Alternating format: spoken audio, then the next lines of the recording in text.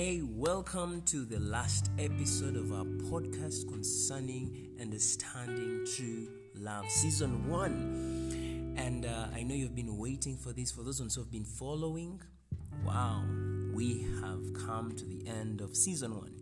But for those ones who have just listened to this for the very first time, I'd like to ask you to go back and check episode 1 to episode 2 so that you can understand where we are heading to.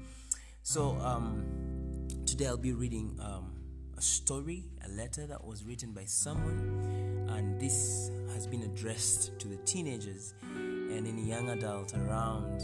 And this could actually be very good for you, a parent who is listening to this, and it's good because you need to understand what happens in your the teenage world of your child. Anyway, so I'm not going to spend a lot of time. I'm just going to go straight to reading this, and I hope it blesses you.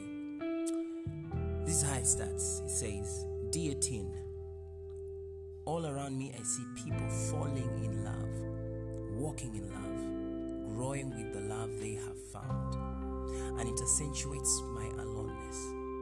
For here I am, having conceived 2 children, given one away, about to bear another one alone. All I ever wanted was love. All I ever longed for was a home and strong arms to hold me so I could sleep through the night. I wanted someone who would be there with me to meet the morning. When I was 15, I never thought the next 9 years would bring me such despair, emptiness, and sorrow. Now at 24, I'm still alone. While you are waiting for love to come to you, I have destroyed that hope of waiting because I was never willing to wait. I was so hungry for love that I tried to test it all too early, too fast. And now there is a little left. The fear you feel when you love someone and say no to him, and the pain that could come if he leaves you for saying no seems awesome and devastating to you now.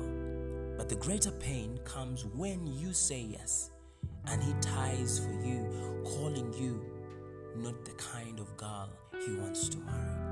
You may choose to not believe me, but it's true. A man who truly loves you will not ask for your body first.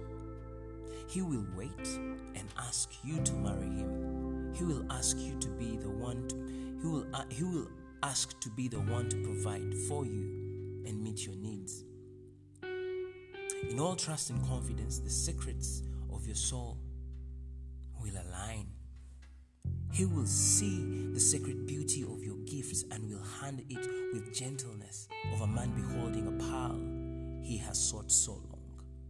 Value yourself, for you are very precious. Don't sell out. Any price you're given less than a love willing to commit itself and willing to wait, that price is too cheap.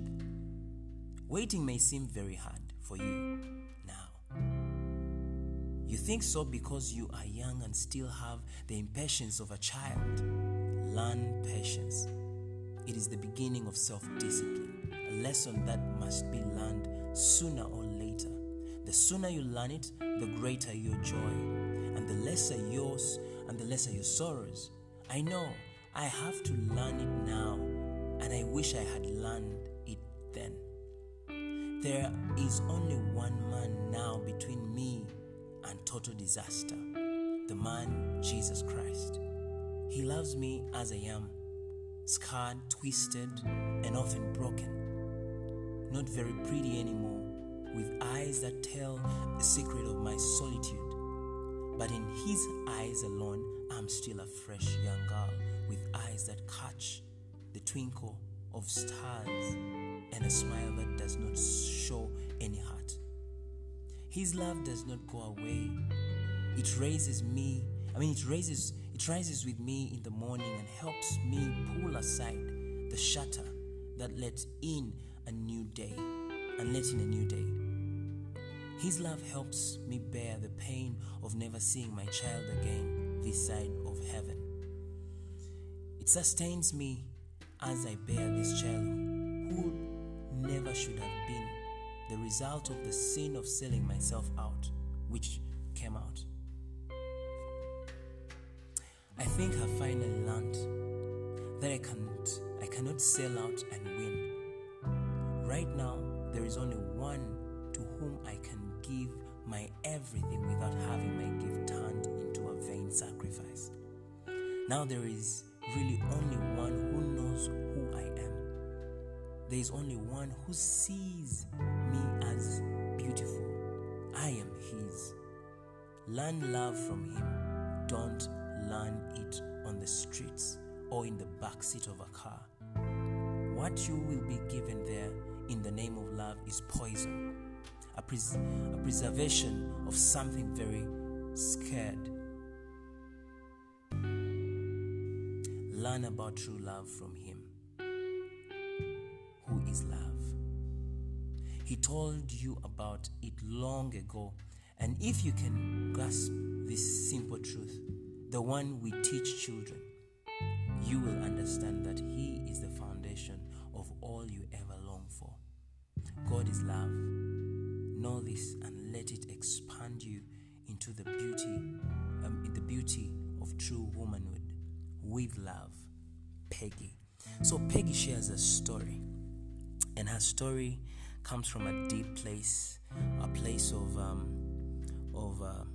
personal learning the hard way, mistakes, and she decides to share her statements or a letter that any of us, it could be a guy, or it could be a lady, or even a parent who is parenting this amazing group of young people, that there is someone who is greater, and his name is Jesus, who is willing to forgive, who is willing to make things new again for you as long as you decide. And if you're listening to my podcast today, I want to give you that opportunity.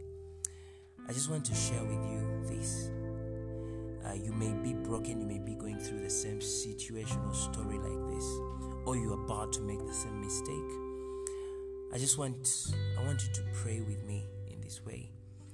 Just say, "Dear Jesus, I thank you for today. You are the Lord of Lords, and I welcome you into my heart. Make me new again.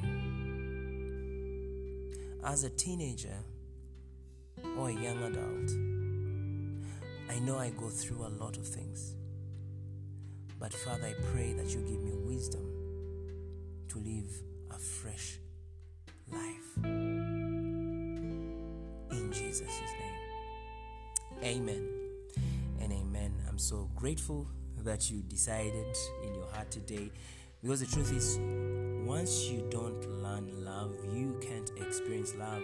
There is a statement I always keep on telling young people, that you can't have a relationship with someone you don't love. Love Jesus, love God, and build that relationship with him, and trust me, your love levels will grow. So no one is going to come and fake you. People are not going to come and tell you stuff. Movies won't fake you to tell you that that's how love looks like.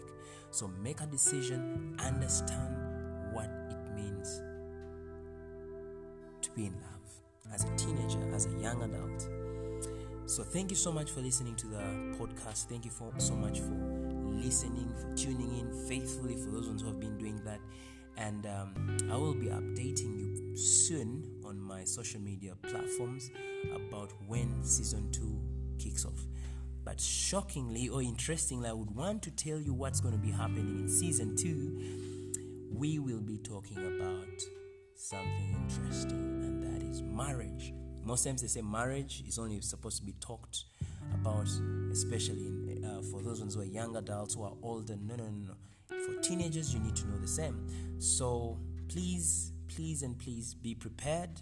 Thank you so much for tuning in and for listening through the podcast from the beginning till the end. Have a blessed day.